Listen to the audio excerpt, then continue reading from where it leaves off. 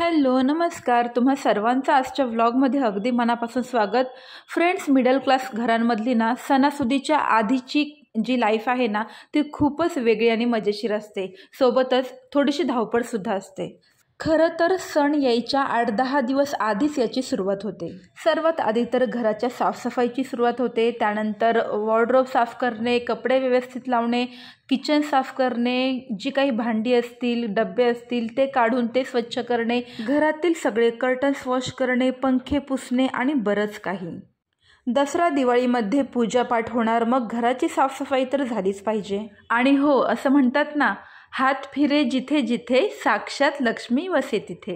चला तर सण येण्याच्या आधी माझी काय काय तयारी सुरू आहे ते तुम्हाला दाखवते. जसं की कालच्या व्हिडिओमध्ये मी तुम्हाला सांगितलं की मला ब्लँकेट्स आणि काही गोधड्या आहेत त्या धुवायच्या होत्या, पण पावसाचं वातावरण वाटत होतं त्यामुळे मी ते कॅन्सल केलं काल कपडे धुवायचे.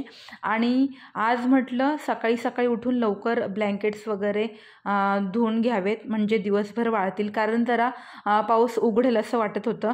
त्यामुळे मी सर्व ब्लँकेट्स आणि जे काही बेडशीट्स होते ते धुवायला टाकले.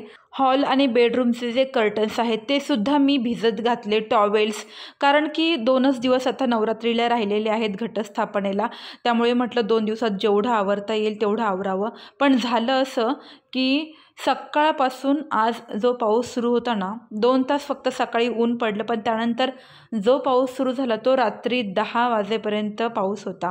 आणि सगळे कपडे तर ऑलरेडी मी ओले केलेले होते. मग वॉशिंग मशीनला एअर ड्राय झाल्यानंतर घरामध्येच अशा रश्या बांधून मी ते वाळत घातले, कारण दुसरा काहीच ऑप्शन नव्हता. असं सकाळची ही कामं झाल्यानंतर मग जेवणाची सुद्धा तयारी करायची होती. मी आज छान फ्रेश अशी मेथीची भाजी आणली होती, तर ती इथे साफ करते. आणि या भाजीसोबत आज बनवणार आहे ज्वारीची भाकरी.